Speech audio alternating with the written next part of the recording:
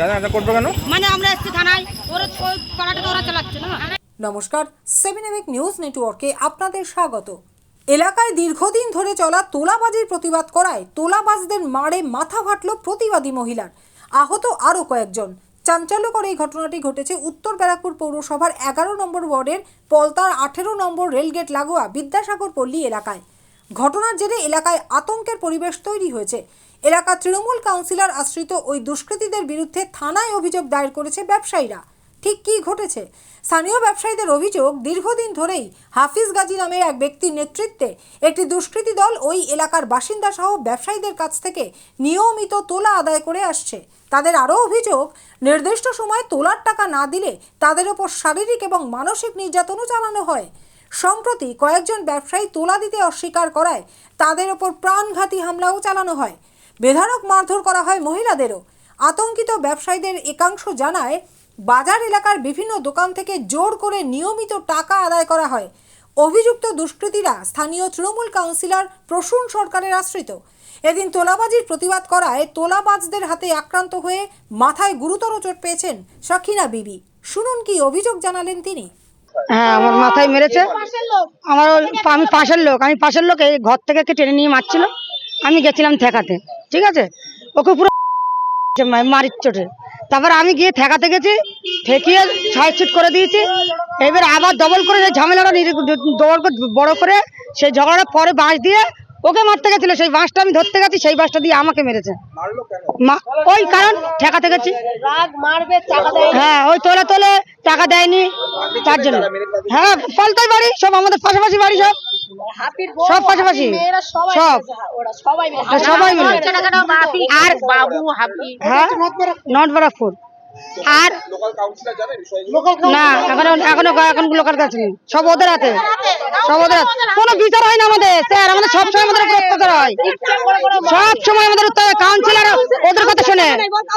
ওদের কথা শোনে, আমাদের কথা শোনে না।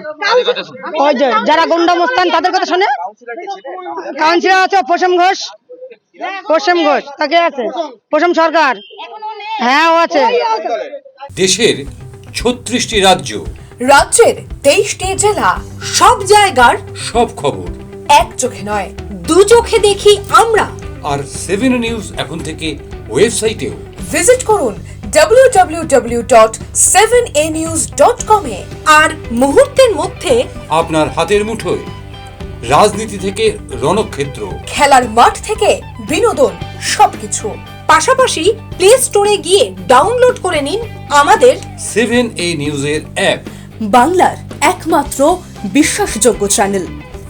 থানায় গেলে আমাদের ওরা অ্যাটাক করবে আবার। কেন এটা করবে কেন? মানে আমরা এসছি থানায়, ওরা কড়াটা ওরা চালাচ্ছে না। ভয় দেখাচ্ছে? হ্যাঁ, ভয় দেখাচ্ছে। কি দিয়ে? লাঠি সোটা বের করে, আর চাকু বের করে, ভদালি বের করে, ইট পাথর এরকম ছুঁড়ে মারবে। এই তো মেরে তো মাথাটা ফাটিয়ে দিল। সব আন্নানের বাবু, ওর বড় ভাই মেশিন আছে হাতির কাছে, ওই মেশিন দিয়েও ভয় দেখাচ্ছে আমাদের। আর রাত্রির বেলা লোকজন নিয়ে এসে ঘর বাড়ি ভাঙচুর করে, আর অনেক ছেলে পিলে জোগাড় করে আনছে, আমাদেরকে মারবে। আমরা চাই আমাদের নিরাপত্তা জায়গা চাই। মমতাকে আমরা বলছি, আমরা মমতাকে ভালোবাসি, কিন্তু মমতার গুন্ডারা একটা ভালো না।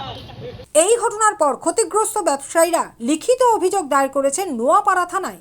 পুলিশ সূত্রে জানা গেছে, অভিযোগের ভিত্তিতে তদন্ত শুরু হয়েছে এবং ঘটনায় জড়িতদের চিহ্নিত করার কাজও চলছে। আর এই বিষয়ে নোয়াপাড়া শহর তৃণমূল কংগ্রেসের সভাপতি প্রদীপ বসু জানান, সাধারণ মানুষের ওপর হামলার ঘটনা নিন্দনীয়, মেনে নেওয়া যায় না। তোলাবাজদের তৃণমূল কংগ্রেস সমর্থন করে না।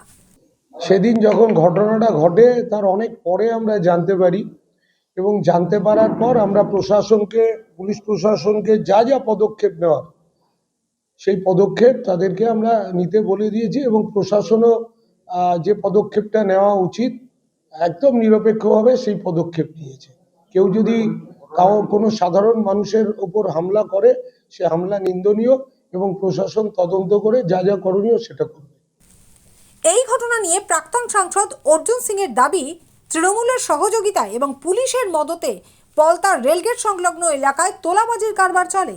এরা তোলাবাজি করে তৃণমূলের সহযোগিতাতে, পুলিশের সহযোগিতাতে।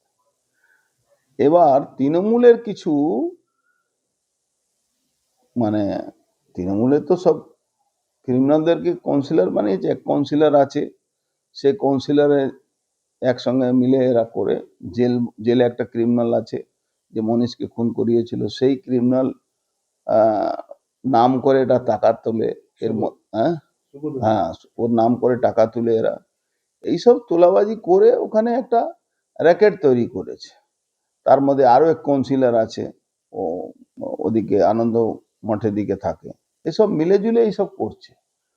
তো একটা বিচ্ছিরি অবস্থা আছে ওখানে। সনাতনী যারা সাধারণ মানুষ আছেন খুবই প্রবলেমে আছেন। হান্নান গাজী মরেছে, এরকম ঘটনা যদি হতেই থাকে, ওর ভাইও যাবে, কি করা যাবে? ওই যে ভাই, ওর হান্নান গাজী ভাই যে তোলাবাজি করছে, পাবলিক যে ওকে, হান্নানকে তো পিটিয়ে মেরে দিয়েছিল, হান্নান গাজীকে তো পাবলিক পিটিয়ে মেরে দিয়েছিল, একে পিটিয়ে মেরে দেবে কোনোদিন দেখবে। রাজাদের রিপোর্ট 7 এবিক নিউজ নেটওয়ার্ক। আরও বিভিন্ন খবরের আপডেট জানতে হলে অবশ্যই সাবস্ক্রাইব করুন 7 এবিক নিউজ নেটওয়ার্ক চ্যানেলটি, কারণ আপনাদের একটা সাবস্ক্রিপশন আমাদের কাছে অত্যন্ত মূল্যবান। পাশাপাশি অবশ্যই ফলো করুন আমাদের হোয়াটসঅ্যাপ চ্যানেলটিও। জয় হিন্দ।